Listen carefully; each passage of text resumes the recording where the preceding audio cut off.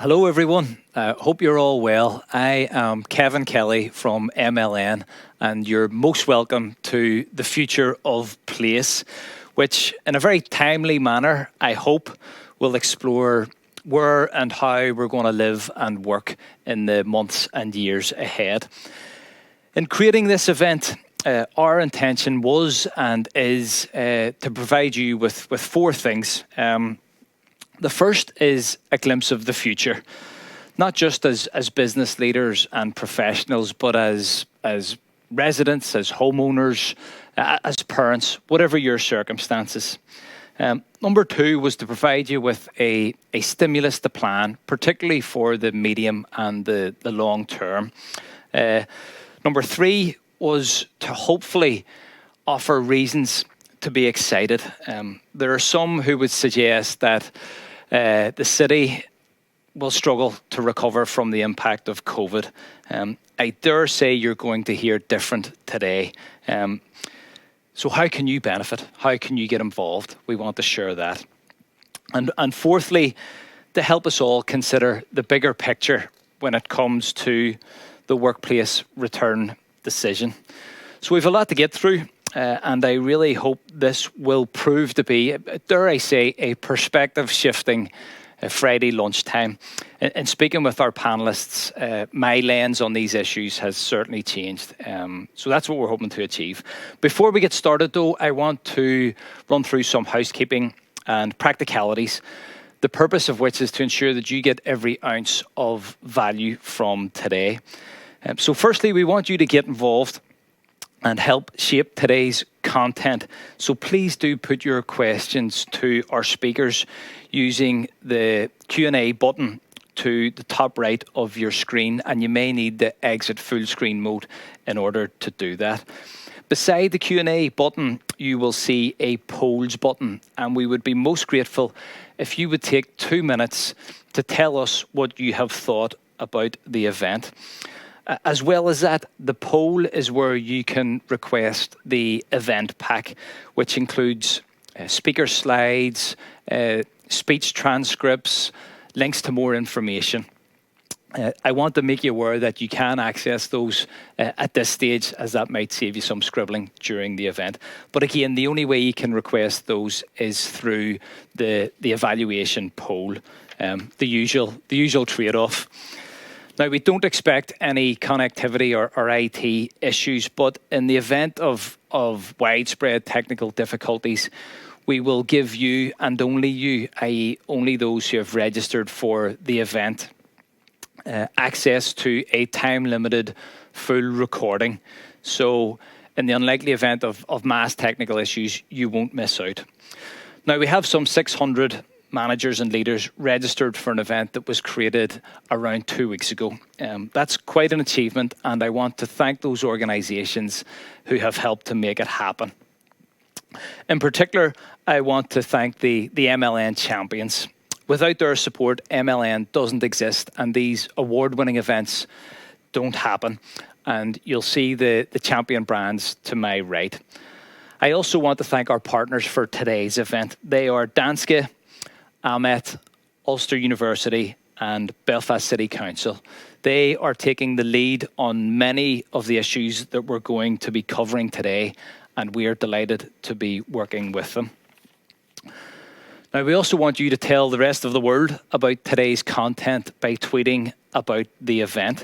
The hashtag, which is on the lectern graphic below me, is hashtag #TheFutureOfPlace.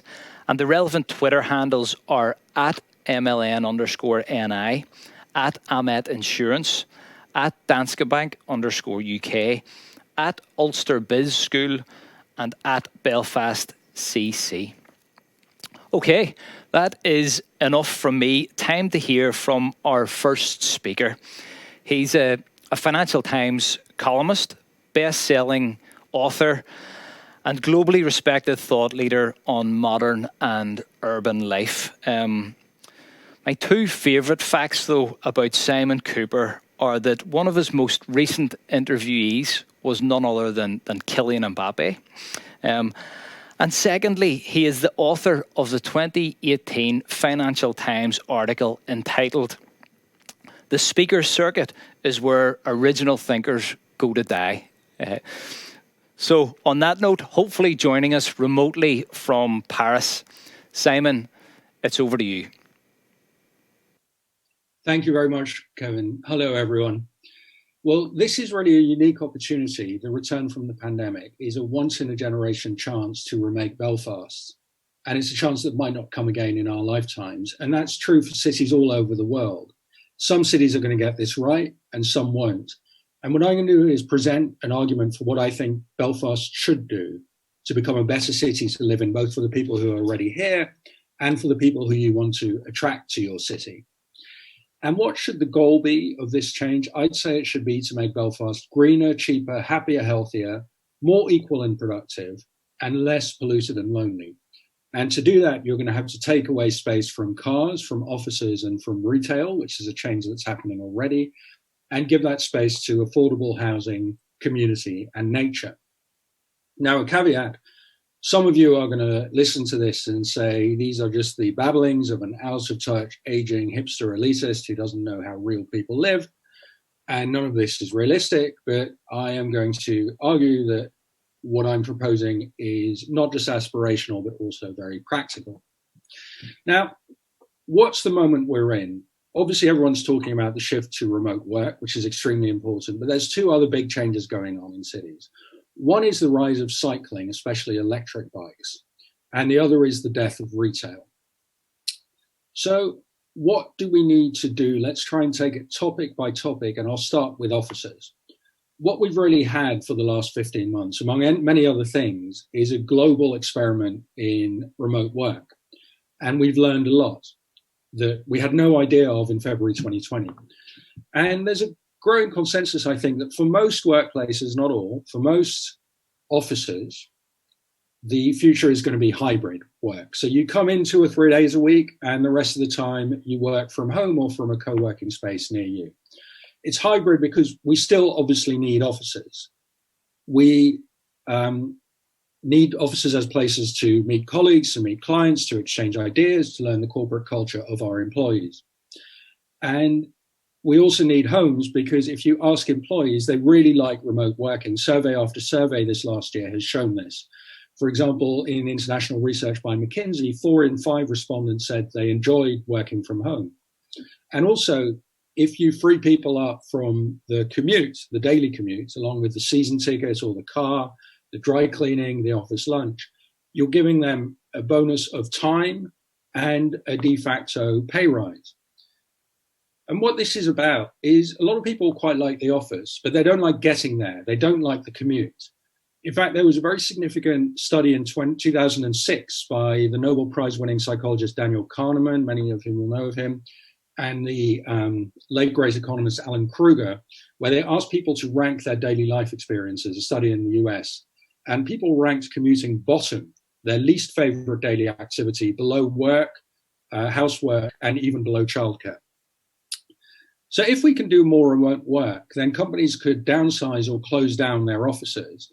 And so you could have your weekly or twice weekly team meeting in a conference room or in a nice restaurant. And so cities get cleaner air, reduced carbon emissions, and companies cut their rent. But then what happens to the city centre? I know an anxiety in Belfast, as in many other places. Well, I think the city centres are going to remain quite full of offices because it's the prime location. It's where most offices wanted to be, and a lot couldn't afford it 2 years ago. And so as some companies in the city centre downsize, more space frees up, and companies who are in less attractive places outside will move to the city centre and take that space. So if you think of Ricky Gervais's company in the office in that Slough office park, you close that down and you move to the city centre. And what happens to those disused offices, often in suburbs? Well, a lot of them will become housing, which is what happened in the 80s, 70s, 80s when factories closed and some of them became lofts. So let's move on to the next topic of mobility. We're going to move to cities that are less dependent on cars. And this isn't really a choice, it's a necessity. As you know, just to keep global warming below 1.5 to 2 degrees, or to have that chance, we have to cut carbon emissions by 50% by 2030, really not far away, and we're nowhere near on track to do this. So reducing reliance on cars is something we have to do. Cars also kill a lot of people, largely through air pollution nowadays. According to the World Health Organization, 7 million premature deaths a year worldwide caused by exposure to fine particles in polluted air, which is about the same number as killed by tobacco. Even in Belfast, and I was surprised to read this, more than 1 in 24 deaths in 2017 was linked to air pollution, according to the respected Centre for Cities think tank. Belfast is actually one of the worst UK cities for air pollution. So we'll be taking space from cars, I'll come to how exactly that's going to work in a moment, to have more space for people. Sometimes we just don't realize how much space cars take up. Gordon, I'm going to ask you to show the first video. This is from the US, which is more extreme than here, but many of the principles apply in Europe too. If you imagine a typical American city street and you take away the space that's dedicated to cars, you aren't left with very much. There's some narrow walkways on the side and some bridges in between them, but not much else. Cars dominate cities. You spend some time walking around most cities and you'll find yourself pushed to narrow sidewalks, waiting for crosswalk lights. You'll find cyclists navigating really narrow strips of space. Americans are used to cars the way that fish are used to water. So most of the cars you see in that video are transporting just one person, but they're taking up, this kind of very large amount of space to move that person. And then think of the parked car, often sitting there 23, even 24 hours a day. It's taking up space that we could use for so many other things.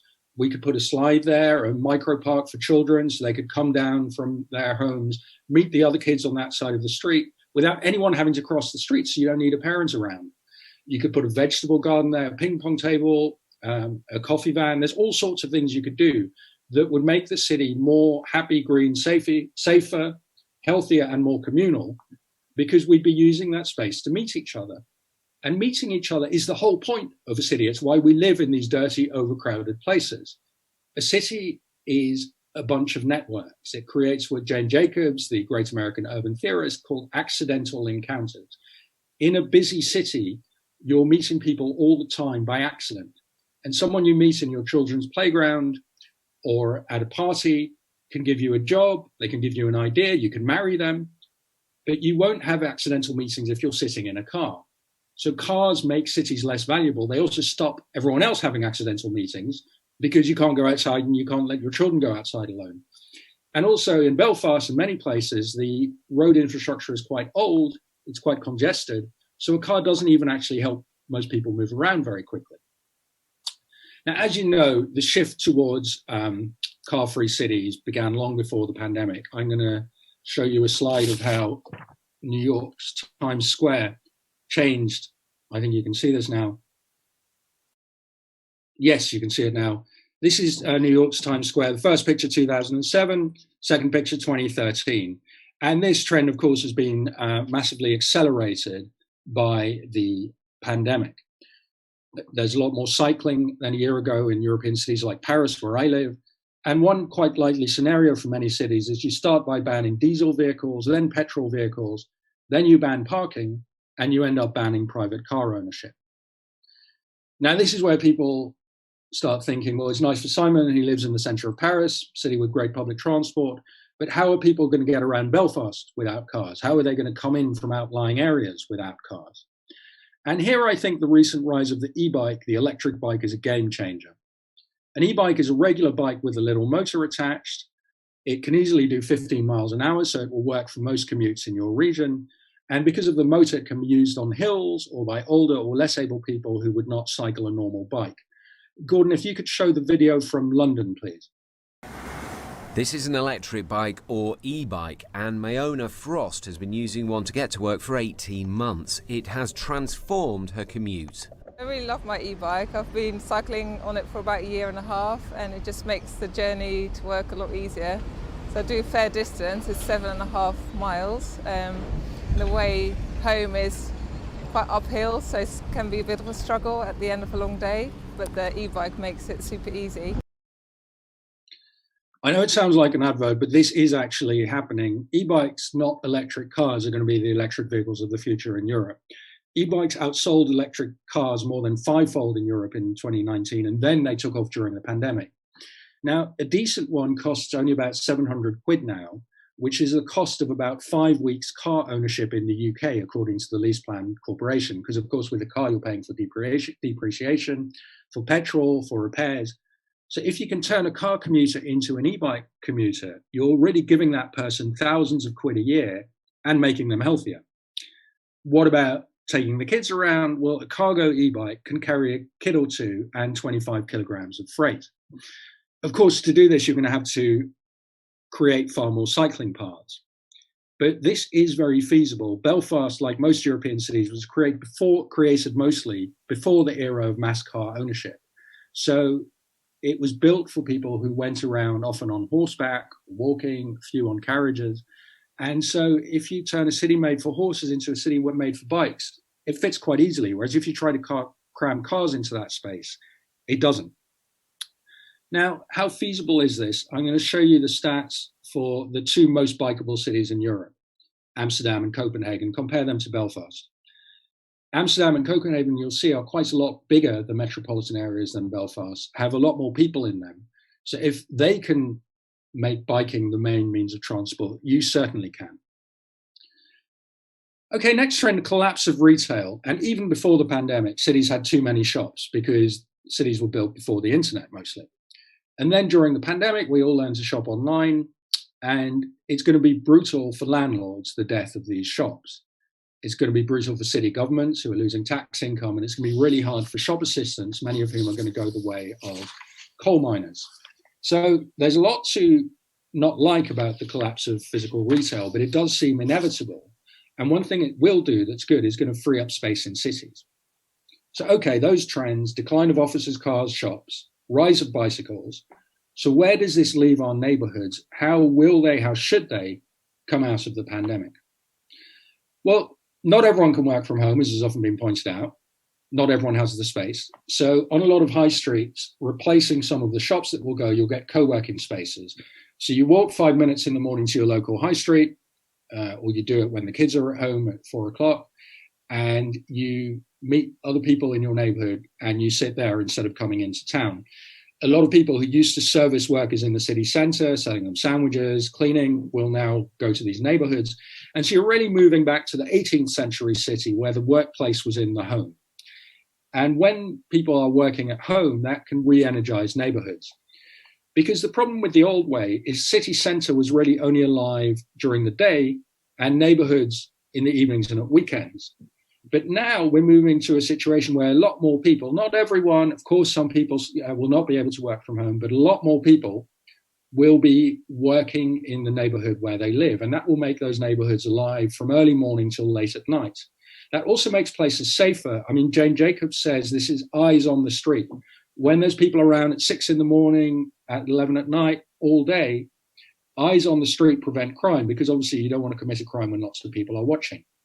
Having people around all day also helps build trust, because you see your neighbors all the time, even if you only know them by sight, from the playground, from the supermarket, from the co-working space. You get to know each other. That builds trust. And once you can, your whole life is within 15 minutes, you know, this new catchphrase, the 15-minute city. You can go within the space of an hour from working to shopping to picking up your kids and then watching your kids in the playground with a friend. So we're not talking anymore about work-life balance, an older catchphrase. This is work-life integration. And to do this well, you need spaces that are used non-stop. So in Paris, in New York, school playgrounds are opening after hours. They're opening on weekends, because you don't want a valuable space like that that's only used a few hours a week. You want spaces to have multiple uses, so co-working space in the day, youth club at night. So you're constantly converting spaces. And in your neighborhood, where your neighborhood is most of your life, biking becomes very practicable. Now, fewer cars, you can turn more streets into play streets. You close them off to cars and you create scenes like this. And that frees children and adults, frees children and parents from always being tied to each other for the first 10 years or so of the child's life. because the car, more than anything else, deprived our generation of parents and children of their freedom. In 1970, 80% of British 8-year-olds walked to school alone without their parents. 20 years later, in 1990, only 9% do. And what's happened in those 20 years? It's the rise of car ownership. Because when there's a lot of cars, you don't let your kid walk alone to school. Maybe you'll drive your kid to school, so you yourself add to the problem. And then it's no longer safe for kids to go out. So we've taken road space and given it from kids to cars. When you take it away from cars, a kid can move around its neighborhood safely by itself. Now, all this sounds utopian, but it's how I grew up. When I was 6, 7, my dad got a job in the Netherlands. I grew up there. Age 8, I and every other kid in my class was cycling to school alone without parents on bike paths segregated from cars. We were free. We had autonomy. And so this is a very practical vision of how it can work. So you have to think about, this is Brent Siderian, a Canadian urbanist, you have to think about how you make cities work for kids, because currently they don't work for kids at all. It can be done here too. I've talked about children and families. Briefly, let's talk about older people. And the first issue we need to think about, this is the fastest growing group of people in most developed world cities, is loneliness. A lot of older people live alone, widowed or divorced. And in the UK, even before the pandemic, over 1 million older people reported going over a month without speaking to a friend, neighbor, or relative, says the Age UK charity. Now, loneliness doesn't make you just unhappy, it also kills. There's a study from Julianne Holt-Lunstad of Brigham Young University. She put together studies of more than 3 million people and shows that social isolation is at least as deadly as obesity. So we need to find ways to help older people meet people of other generations and of their own. And currently we have age-segregated cities, or we did until the pandemic. Children were segregated in schools and playgrounds. Those of us of working age were in offices, and older people were often alone at home. So how to connect the old with other people? Gordon, if you could show this video from Madrid. Si te quedas en casa, no te duele nada. Pero a los 2 días ya no puedes ni salir. Y si sales a la calle, te encuentras mejor. And you make friends. Amor en el Parque del Arte. No, pero salen a cenar en grupo. Que han creado un poco más un vínculo de amistad. Se encuentra en casa, es muy aburrido, ¿eh? Nunca piensas lo bueno. Si ahora que no aprovecho para nada, si ahora si no han venido.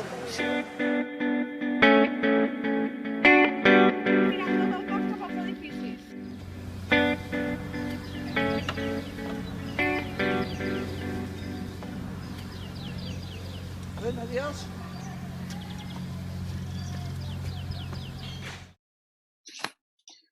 Or you can create playgrounds where older and younger people mix, can share the same space. This is from Singapore. This is another one. So these are actual initiatives. And there's a lot of things you can do with little money. Just put benches near a children's playground, then older people will sit there, they'll naturally fall into conversation with other people, with parents, and you've created intergenerational mixing. Bench is really good method. If there's no bench on a road, an older person won't go for a walk because she'll worry there's nowhere for her to sit down if she gets tired. Put a bench there. After 300 yards, she sits on the bench and can fall into conversation with other people. So you've got to find ways to bring generations together. There's a trend towards more shared intergenerational housing. Right now in many cities, we have an older person living alone in the home where she raised her children. Now she's there alone. So she has spare rooms, but no company and not much money. And lots of projects around the world try and match older homeowners with younger people looking for rooms to rent. And often part of the deal is that younger people help with the housework. So you find these ways to bring the generations together. There's communal gardens where neighbors can garden together. And so you can take a space like a rooftop in Barcelona or a kind of disused piece of land. And suddenly with a garden, it's creating community and health. It's reducing loneliness. It's producing fresh food and throwing shade. So Denver in the US has more than 180 community gardens. Philadelphia, Detroit have a lot of urban farms. But cities can't just create ordain the creation of gardens top down. You have to involve local people. The local people have to commit to running the garden for a period of years, because otherwise it becomes a disused space after a few weekends. But even short of a garden, just a single flowering street on the tree on the street can give a lot of people joy. Okay, that was me. I think you can turn Belfast into an even better city, and this is the best chance you're probably going to get in our generation. So I wish you very good luck with it, and I'll be very interested to hear your views and see the other presentations. Thank you very much. Thank you, Simon. Huge amount of food for thought there. Very much appreciated. And just to remind everyone else that Simon will be staying with us for the panel discussion and Q&A. So please do submit your questions through the button. And remember that Simon's speech and slides will be available to request through the attendee poll at the end of the event. So that's the future of place through the international lens. But what about here? Well, I'm delighted to say that we're going to get the perspective of 4 local leaders who will come at this from very different contexts, but hugely relevant contexts. I'm delighted to say that 2 of them are with me in person here today, and 2, technology permitting, are going to join us remotely. So first up, we're going to hear from the large employer, and I'm delighted to be joined by Raymond Miller, who is Head of Property and Procurement Services at Danske Bank, and provides strategic and operational management to the bank's property portfolio. Raymond has over 30 years of director-level experience in the construction industry in GB and across Ireland. So, Raymond, thank you very much for being with us, and the floor is yours.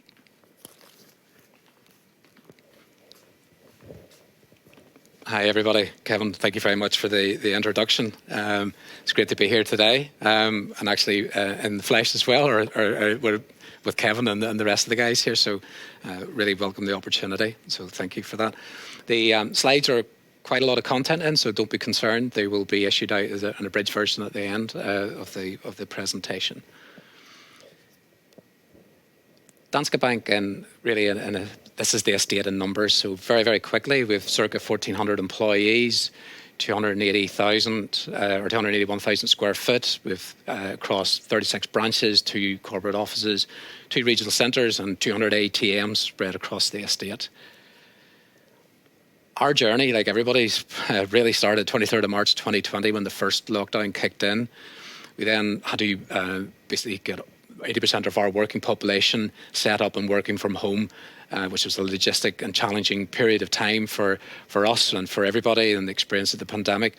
But it was crucial for the service to maintain, and also to ensure that our branch network was fully functioning and operational throughout the whole of the pandemic. Market trends that were really appearing during that time was the potential the introduction of work hubs to create the less commuting and more flexible workplace.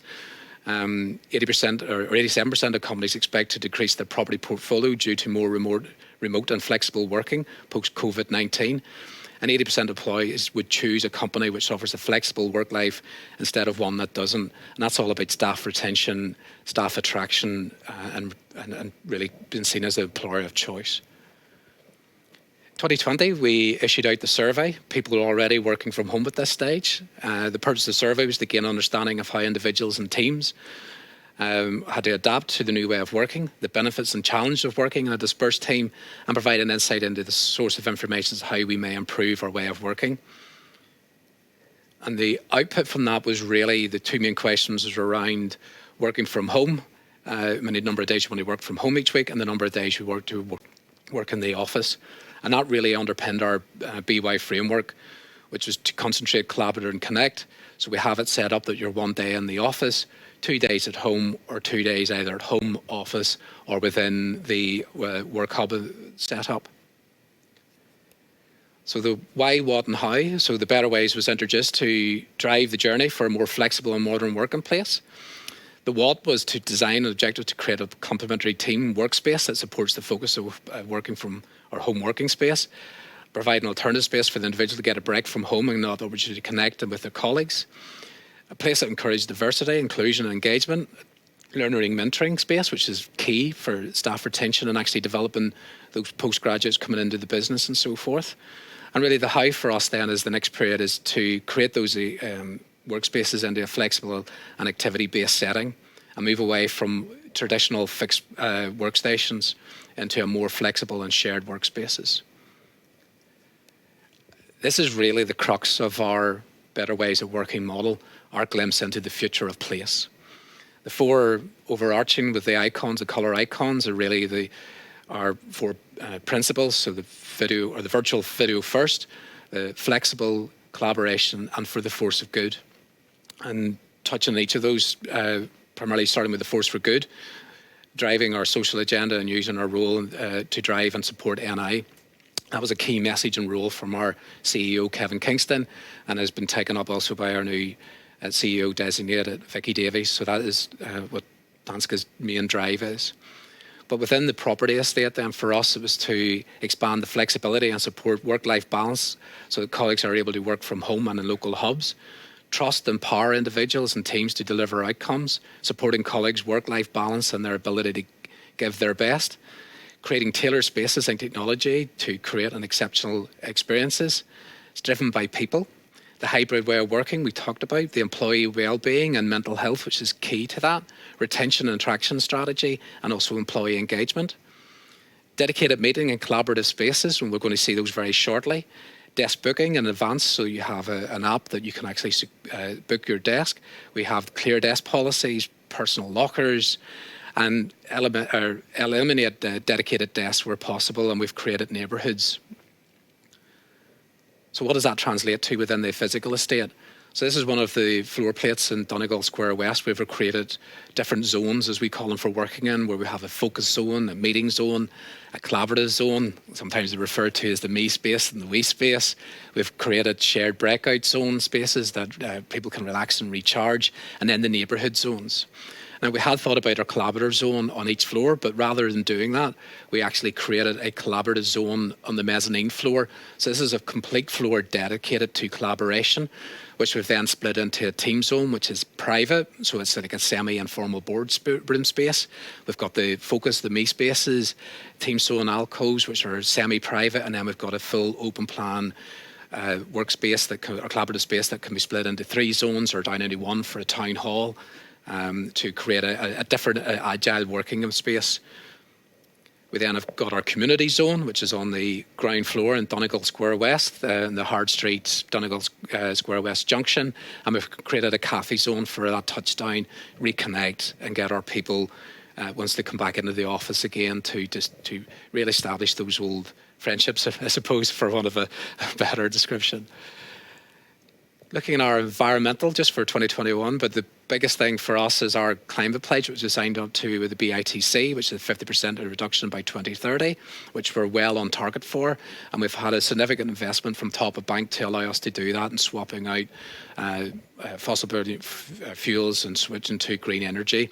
We're also working closely with Keeping Northern Ireland Beautiful and the Eco Schools, and also creating bio branches as well, which has been an important part of our diversity and moving forward. And then finally, next steps for us is getting our colleagues returning to the office. So we're targeting an occupancy of about 40%, getting the desk booking app fully operational by the 5th of July, so it'll allow those people to actually book their space when they come back into the office, and the completion of the works hubs by July, August to take any tension out of Donegal Square West, and we can move it into our estate. And then the big piece in that is to test, learn, adapt and change, and make sure that we've got the right spaces for our people as they return to the office. Thank you. Well, Raymond, sincere thanks. That was a genuinely fascinating insight into what a large employer can do and is doing with regards to the future of place. And thanks also for agreeing to share those models and examples of what you guys are doing with the audience. That will be genuinely hugely valuable. So much appreciated. Kevin. Raymond will join us again for the Q&A session. So please do submit your questions using the Q&A button, and do also continue to tweet using the hashtag #TheFutureOfPlace. Having heard from the large employer, we're now going to hear from the growing SME, and I'm delighted to be joined again in a real room by Vincent McIver, who is Managing Director of Amet Insurance. Founded in 2016, the business now employs 18 people and is based in Belfast city centre. Vince is also president of the Insurance Institute of Northern Ireland, which represents over 2,000 industry professionals. So, Vince, thank you very much for being with us, and it's over to you. Thanks, Kevin. It's great to be here, everybody. I'm going to talk a bit more around from a growing SME and a new business perspective, and just slightly different perspective to what Raymond had said. Firstly, let me bring you from that lovely Belfast skyline into our Amet office. Our office, as Kevin says, is based in Belfast city centre. And this behind me is an image of the Lloyd's box. This takes pride of place in our office, and it's something that represents everything that we want to do and are doing as a business.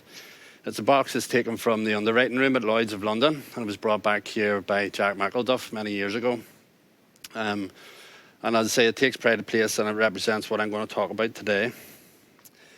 What we try and create within our office is based all around relationships.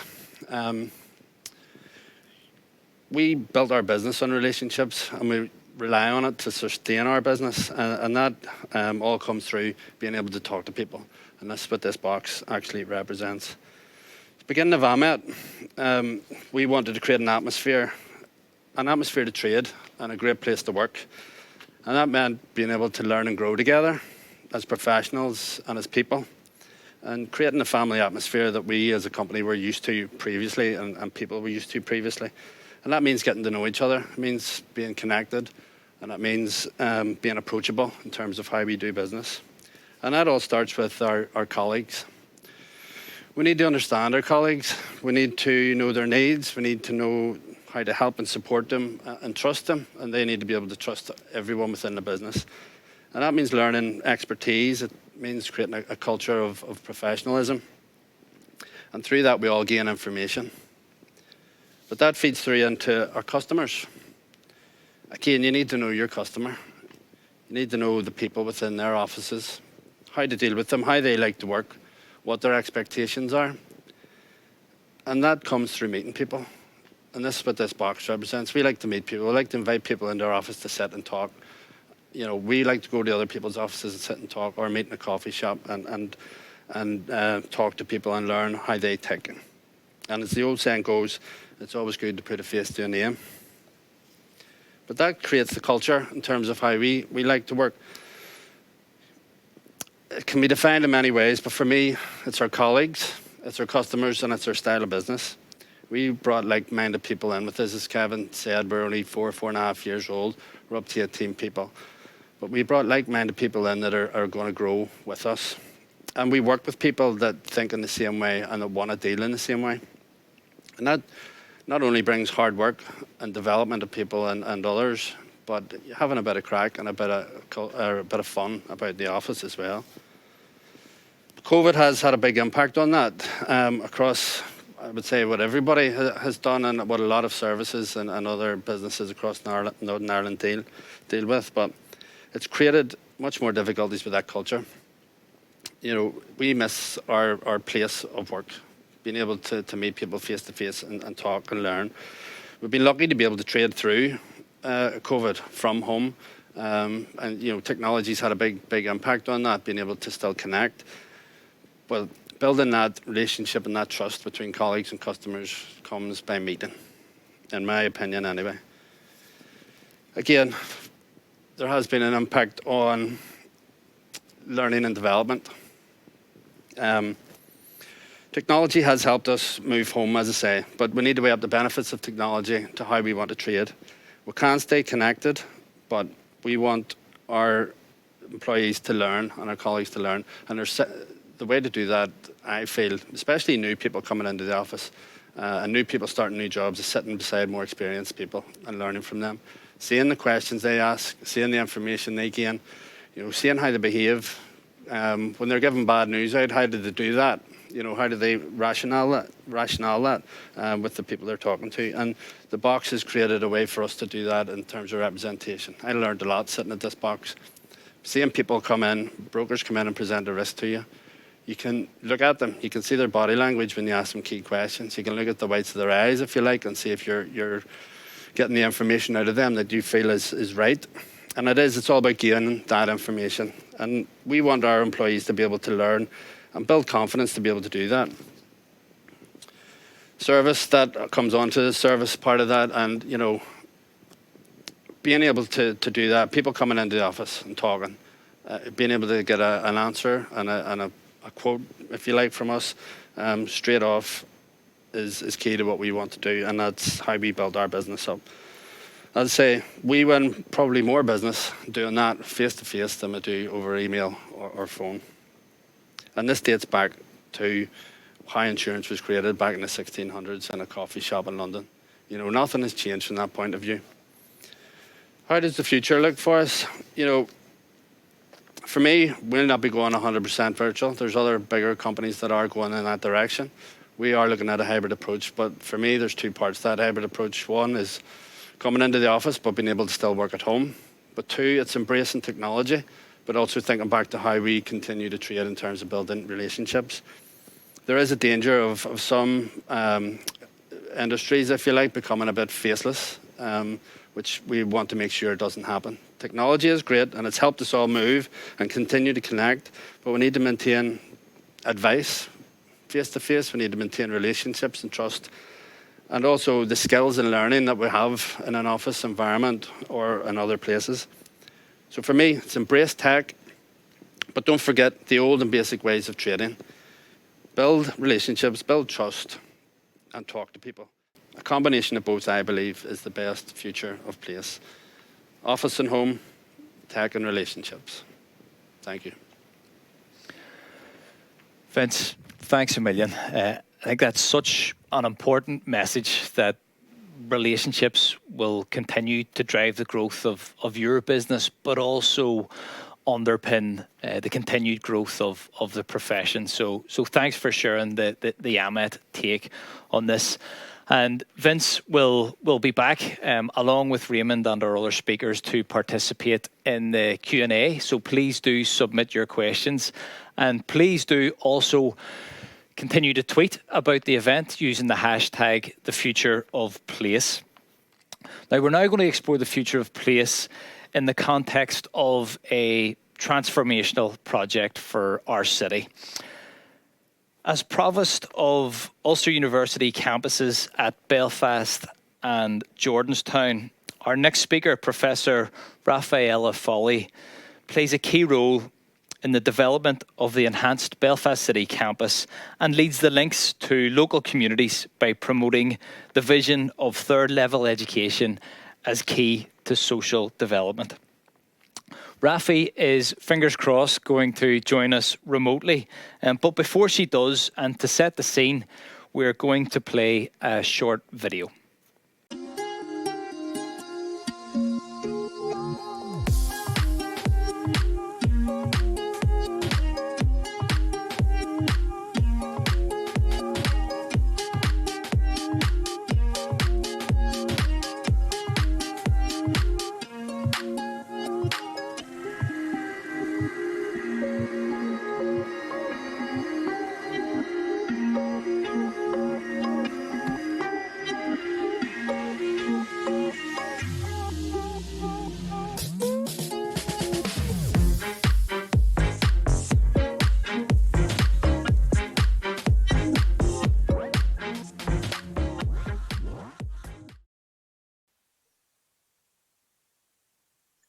Thank you very much, Kevin, for the introduction and for playing the video.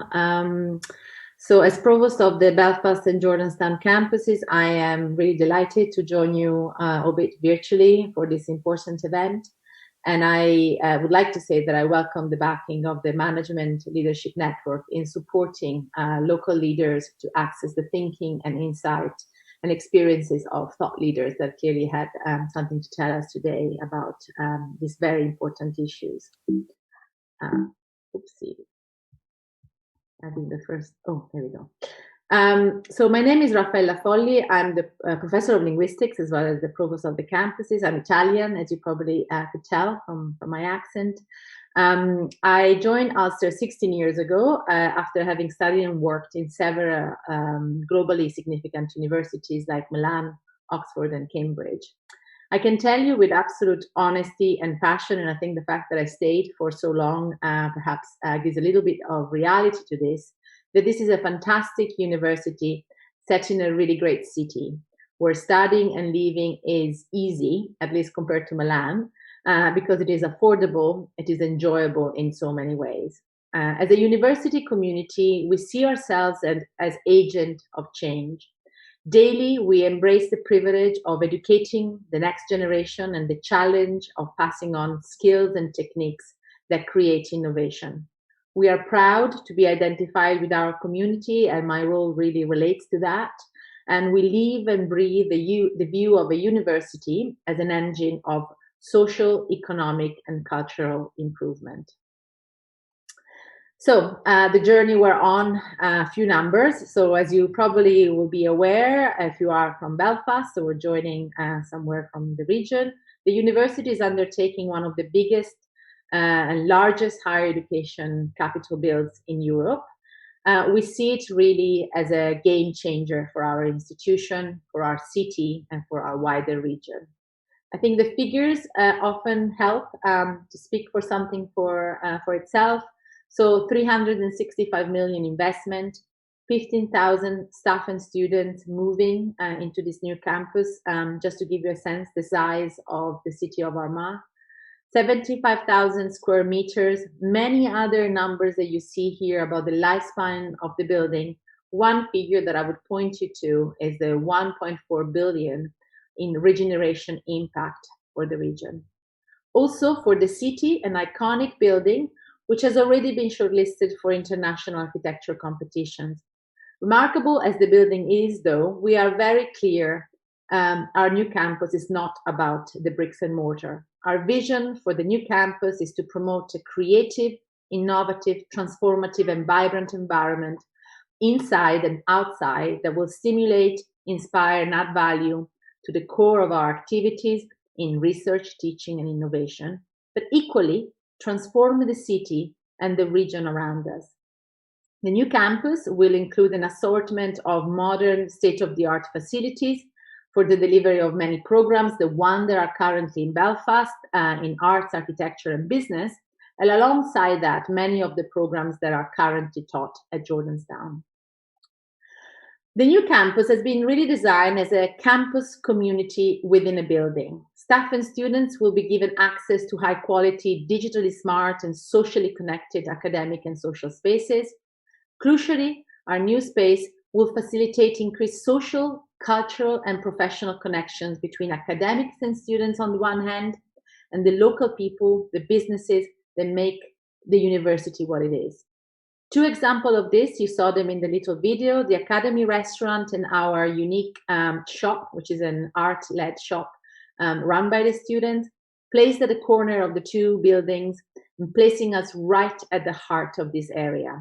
Two educational assets, first of all, developing the skills, but also telling the world about the kind of education you get at Ulster. We are creating an environment that will stimulate and inspire a new chapter of increased excellence for Ulster University. But more generally, its location in this vibrant part of the city will create huge opportunities for renewed links with a wide range of future employers, research collaborators, community partners, and arts groups. We will continue to produce the pipeline of talent for both indigenous sectors and inward investment, and we will play a central role in Northern Ireland's R&D capacity and leadership. We see ourselves as an anchor institution for a city, a unique asset for the whole region. The pipeline of talent will benefit from sustainable and long-term relationships we enjoy with a diverse range of organizations and businesses like Council, Chamber of Commerce, Invest.NI, tourism sector, arts and cultural sector, and of course, business and industry. We work with them, and this is really important for me to underline in the context of this event, to create new academic programs all the time in support of specific skill gaps, to collaborate on cutting-edge research to solve real-world commercial challenges, to offer a rich portfolio of executive education programs which are needed for upskilling, and of course, to provide mutually beneficial real-world learning by joining forces with businesses to support our students through mentoring, sponsorship, and placement. Our goal is to help drive local, regional, national economic growth and prosperity by delivering the skills the innovation industry needs while ensuring our students benefit from the connection we make. A new chapter for the university for sure, but also for the world around us. Thank you very much. Rafi, sincere thanks. Fantastic to hear about the transformational impact of the new campus and the opportunities that it brings for us all. A genuine reason to be excited. And we'll hear from Rafi again in the Q&A. Our final speaker is Dr. Kelly Persic, who is leading Belfast City Council's connectivity programme and the new vision for the city centre. She and the council really are the custodians of regeneration in our city.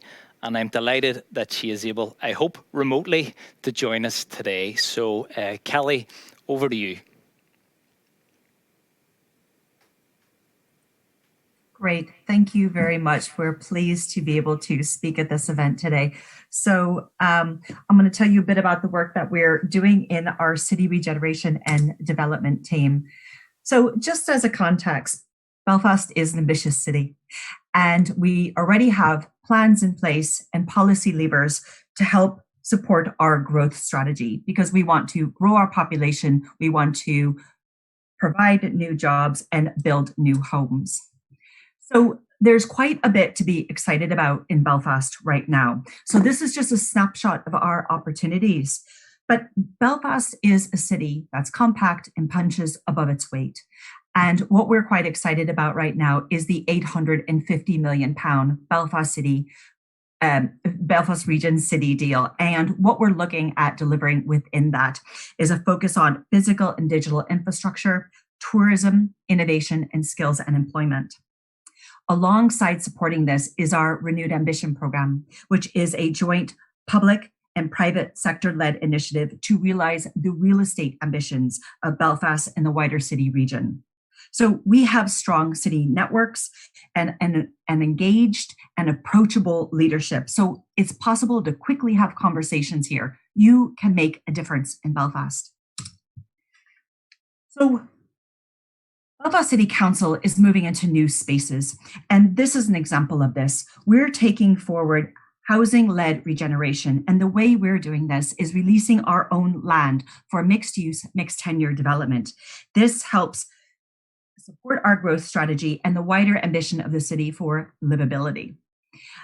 Aligned to this, we're also looking at targeted acquisitions about how do we address vacancy in the city centre? How do we support our heritage buildings and bring them back to life? An example of that is the reuse of the former Belfast Telegraph building, where we're in an LLP with the local developer to bring forward this as another asset for the city. This is a bolder vision for Belfast, and I'm leading on this program, and I am thrilled that we actually completed it before COVID. And what it has done, it has validated our approach. And the bolder vision for Belfast is the shared vision for the city centre between Belfast City Council, the Department for Communities, and the Department for Infrastructure. And importantly, it is looking at how we transform our city centre into a green, walkable, cyclable network of streets and places. So this is where we are stepping up to the mark. And as Mark Carney said, actually in his REIT lectures, and it echoes in my brain all the time, this is where we make the weather. We bring it forward and we change our trajectory. And this is an example of a bolder vision in practice and Belfast collaboration at its best.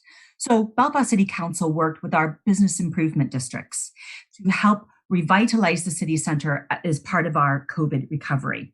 So the public sector facilitated placemaking through an approximate £500,000 investment combined with bid funding that then helped delivery of the bid's own plans. So this meant that local solutions were generated that drew upon the uniqueness of different parts of the city centre, different areas, and created new offers and destinations.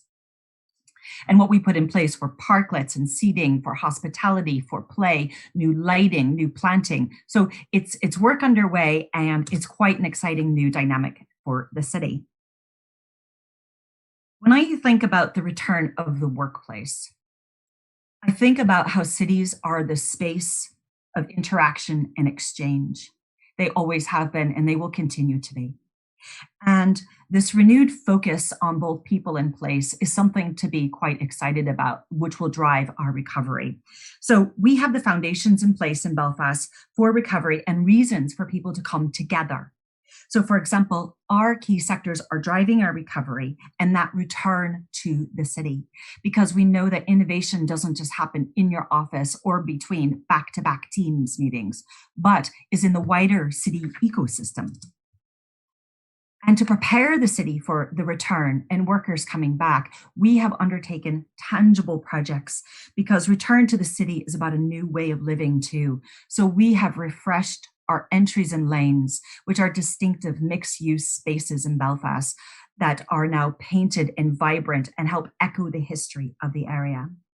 We have brought forward a Meanwhile project in a very marginal space of the city centre and refreshed it through people-focused placemaking to create a family-focused place for the city centre. So when I think about in the next few years, what do we need to think about going forward? How will cities bounce back? What would they look like? And what are some of the ingredients? And I think for Belfast, there's a couple here. There's 5 I want to talk to you about. The first is housing-led regeneration, which supports a return back to the city and the workplace, and is critical for Belfast's future. So city centre living is a multiple problem solver in the sense that it integrates climate and COVID recovery goals when we think about high quality placemaking, streetscapes, green and blue infrastructure, and improving health and well-being. Aligned to that is diversification, away from monoculture development to mixed use in terms especially of those services and amenities that we need to support city centre living and make the most of what is unique to Belfast. City centre living will transform commutes, and there is an increasing demand for multimodal, interesting journeys for people when they come back into the workplace.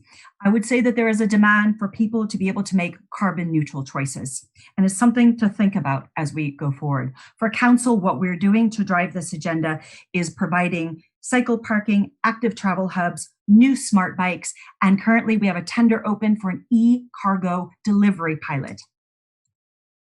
So this brings me to my last 2 points. This is the motto of Belfast. What shall we give in return for so much? And what we should give is leadership. It is time to take up the mantle and to look at how civic stakeholders come together. It's more than saying we have a plan for a city. It is about managing and curating that experience. And the second and my last point is that I believe that when we go forward, there will be an increased focus on addressing inequality through inclusive growth and social value, especially how development and the private sector is part of this placemaking discussion, because we know that social value brings return on investment. We know that there's economic benefits as well as social, and this supports delivering on quality of life and those wider livability goals for Belfast. Thank you.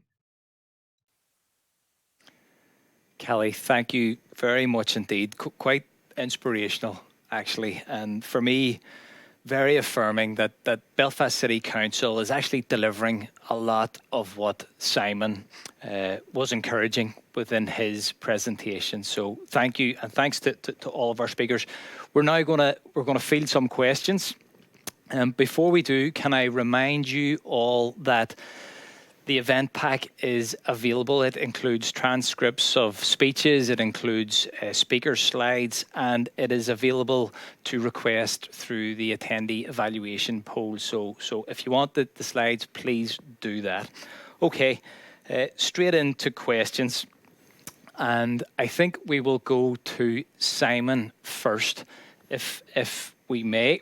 And hopefully Simon can both hear me and see me.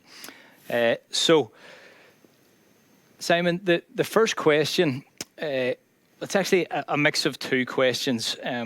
One from Jonathan McAlpin and the other from Eugene Doran. And I might need to give you a little context with this one. But Eugene begins his question by saying, has Simon ever met Barra Best? Barra Best, Simon, is our local weather forecaster. And both of the questioners ask, is there a correlation between weather and the cities that have been able to move away from cars, or is weather a barrier to Belfast doing this? I often get that question. I hear it in France too, where I live, and people say, oh, well, cycling is nice in summer, but obviously you can't cycle in the winter. Now, I agree that cycling in January is less pleasant than cycling in June, but you do it. It's actually not that difficult. Look at Copenhagen and Amsterdam. Do you think they have nice weather? And these are terrible weather cities. Probably rains more there than in Belfast. In Finland, people cycle in the snow. I mean, it's a matter of wearing a raincoat. And, you know, you very rarely, I think, have snow that's to a level that you'd have to clear the roads. So I really see no objection to this at all. Cycling is less pleasant in January. Being in the bus is less pleasant in January. Walking is less pleasant in January. We walk the whole year round, so why not cycle? Yeah. So in summary to Jonathan and Eugene, man up is the message there, I think. Okay, next question comes in from Ken Belshaw, and I think I might actually direct this at Raymond and Vince. Ken's question is around the links or the trends between home working and productivity. So it would be good to get the larger employer perspective and the growing SME perspective. Raymond? I suppose for us, it's all about circumstances as well in that home environment and people and their own personal circumstances. So we've equipped our people well. We've done the surveys, occupational assessments of their home working stations and so forth. So in the main, we've actually found that because it's focused working at home, that the productivity has been really good, and that also that ability to disconnect as well, because we're concerned about well-being and people have been worried if the green light's still on, am I accessible, etc. So we've had lots of seminars around that, stepping back and what you do with your well-being, even down to 15-minute exercises, etc., etc. So that's an important part of it. But in the main, it's focused working and the productivity, well supported by the employer, has worked well. Okay, Vince, your perspective? Yeah, similar to Raymond. You know, say being a small and a new company, we had set ourselves up in the cloud right from the beginning, which was a godsend for us to be able to just pick up and move back home overnight. So we had less sort of transition. We had people already working from home a couple of days a week. But obviously throughout the pandemic, that changed. We did see productivity increase. We grew our business over the year. We had a couple of extra people actually join us as well. But as Raymond said, I think probably in the early days, people had a bit more flexibility, especially when homeschooling was happening, to work different hours. You know, you'd seen people maybe starting a wee bit earlier, taking a few hours off in the morning and working a wee bit in the afternoon a bit later. You know, as that has settled down, people have settled in the different rhythms again. But from an overall perspective, yes, we've grown our business, we've seen productivity increase. I think it's come to the point now, though, where some people do miss that interaction, that connectivity, and they're looking to get a wee bit more of that back in the office space, which is what we're looking to do. And we'll just see how that works out then. Okay, thank you.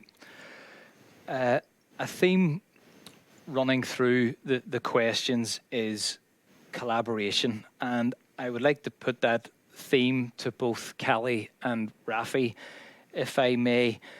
So to both of you, and we'll maybe go to Rafi first and then Kelly, but the same question.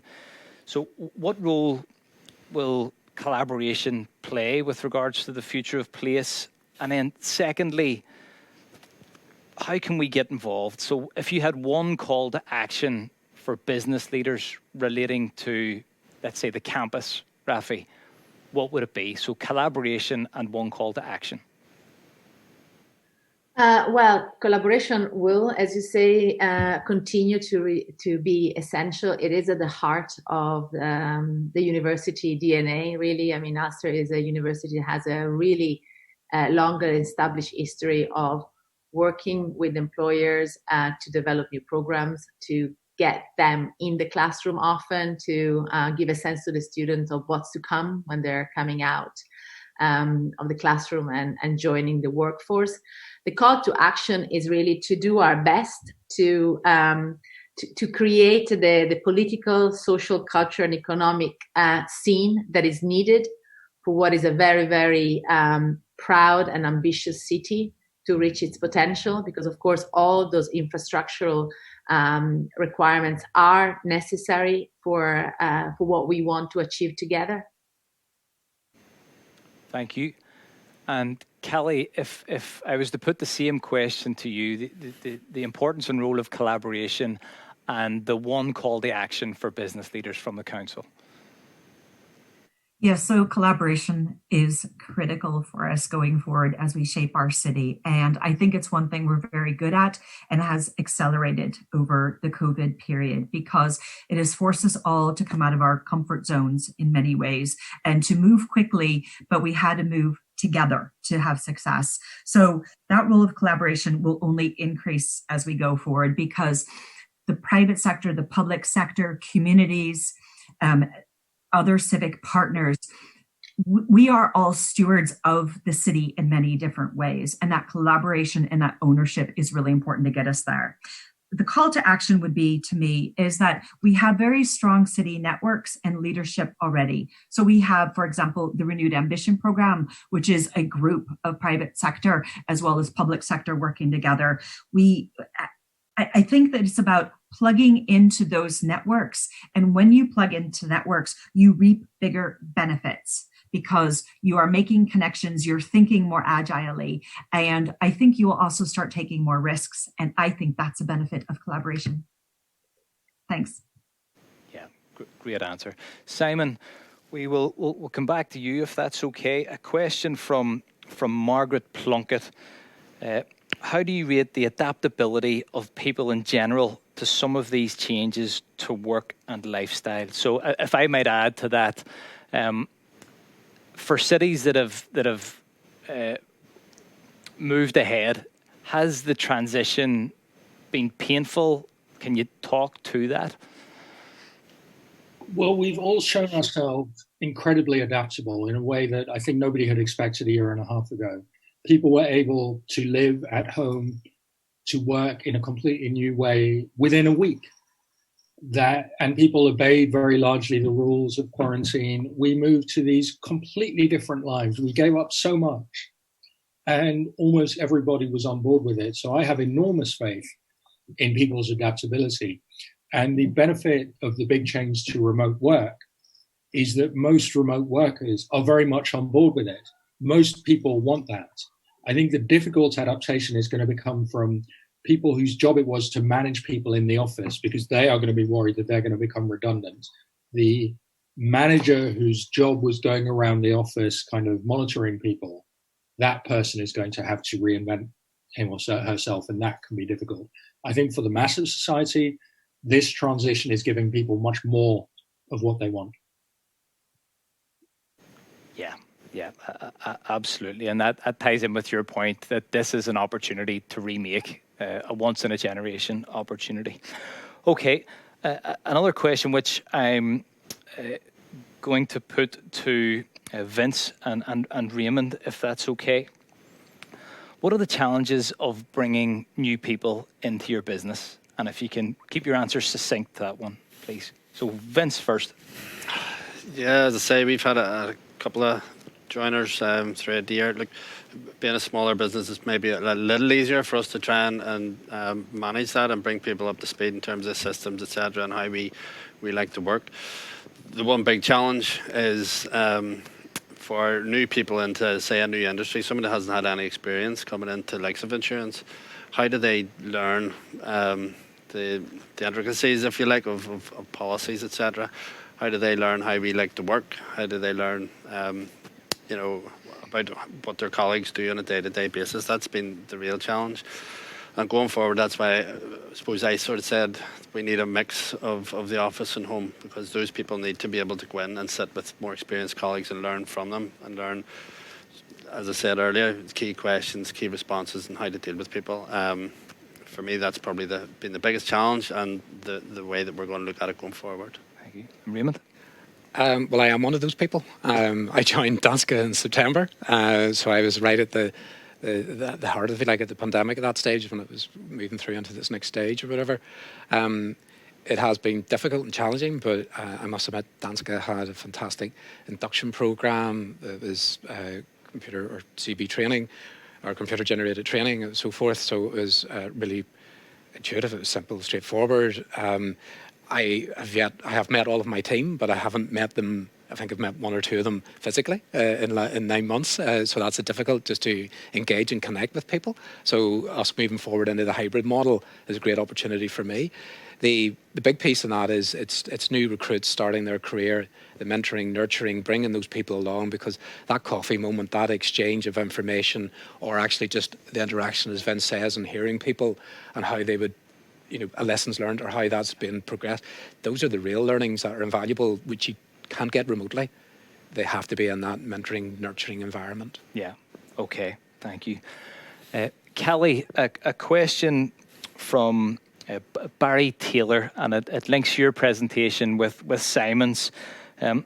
How far is Belfast away from creating play streets and intergenerational spaces that Simon referenced in existence elsewhere? I think we're quite close. And the play streets is something that we're very keen about doing, even if we test these ideas first. So the city is a lab, and we need to test ideas and see how they work. So let's say in the city centre, we've done these type of things before, where we closed off street and we have play days. But what we're also looking at is how we integrate play within the city centre public realm, so that play just doesn't take place in a singular space that children go to, but Belfast becomes a playful city. Similarly, we're working with colleagues to look at play in neighbourhoods and how that could be more expanded.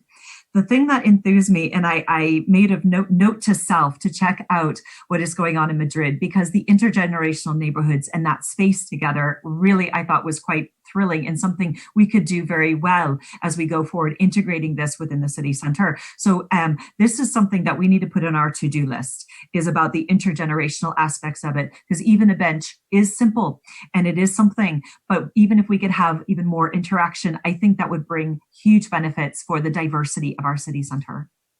I hope that helps. Absolutely. Oh, great answer. Well, I'm conscious that it's a Friday afternoon, folks, so we do want to stick to time, but I would like to put a final question to each of our speakers, if I may. Rafi, we'll maybe come to you first on this one, but to everyone in turn, when it comes to the future of place, I would like each of you to give me one reason to be excited and one piece of advice. Now, that could be for the short term, for the long term. It could be as a business leader, as a homeowner, as a parent, but just one reason to be excited, one piece of advice. Rafi first, please. Yes, so starting from the reason to be excited, I think it's undeniable that Belfast is changing fast and that the university is at the center of what you could call a civic evolution. Talent, skills are the 21st century new currency. So let's all weigh behind the creation of the talent that we need. Piece of advice, the pandemic has been tough, but let's turn the learning that we have gotten from it into a stimulus for further transformation. And of course, from a university perspective, that means there have been advantages to some of the things we had to implement. Online learning means upskilling, and we have a fantastic business schools which has supported this event and has incredible programs. So have a look at that and see how that can help your business in the future. Thank you. Simon, we'll come to you next. Reason to be excited and piece of advice. Reason to be excited. This is an unmatched chance. This is the only chance you're going to get to remake a city. Everything is up for grabs. Things can be done very quickly, suddenly. Piece of advice. Don't just think of existing stakeholders. The existing stakeholders are going to be vocal about change. So particularly motorists are going to say, look, I drive into the city now and you're making my life more difficult. Think also of the stakeholders who don't exist because you haven't allowed them to. So the child who doesn't have a play street, the child who doesn't have anywhere to play, the parents who are tied to the child, the people who would like to be able to cycle. So don't just think of who is there now, think of who should be there and who we can call into being. Brilliant. We'll come back to Kelly in a second. Vince, we'll come to you next. To be honest, I'm excited about these play streets. No, I'm excited, and I think from the talks today about getting back into the city and being able to meet people again. I mean, that's key for me. Piece of advice, embrace technology, but don't forget to build relationships and keep talking to people. Yeah, great. Raymond? For me, it's the new model, the hybrid way of working, the opportunity to connect differently with people, the opportunity for our colleagues, their well-being, their mental health, staff retention and attraction. It's all key within that. Advice, listen to your people, reaffirm what you hear, plan carefully, don't rush in, I suppose is the big thing, and review, test, learn and understand and adapt and change if you have to. Excellent, thank you. And Kelly, I'll give the final word to you. Great. Okay. So first thing I'm excited about is a bolder vision for Belfast. We agreed that vision, and now we're moving into the delivery of the implementation. We're developing the delivery plan, and that will be engagement with the public to do this. So this is about active travel, green connected streets, and people-focused city. So I'm really excited about that. My advice would be to focus on people and placemaking and listening to people, because that leads to better outcomes for the city, for places and society in general. So it's time to really get people involved and create at human scale. Thanks. Finish. Well, we're nearly at time, guys. So let me take 2 minutes to wrap up. Final bit of housekeeping. If you haven't already done so, please do complete the attendee poll. Your feedback on this event helps us to improve, but also to justify future sessions like this. So we would be very grateful if you would complete it. And remember, this is also where you can request the event pack with slides and transcripts, etc. I must thank our speakers. So to Simon, Raymond, Vince, Rafi and Kelly, we really do appreciate the time that you've given to prepare for this event and to deliver it. The insights that you've shared really have changed my perspective on a lot of things. So very much appreciated. On behalf of MLN, I also want to thank our event partners, and they are Amet, Danske, Ulster University and Belfast City Council. Also special thanks to Johnny and Gordon from Revolution Productions for the excellent work that they have done today. Other than that, all that remains for me to do is to thank you all for coming along. Hopefully we've given you plenty of food for thought as we move towards the summer holidays. So thanks for joining us and have a good one.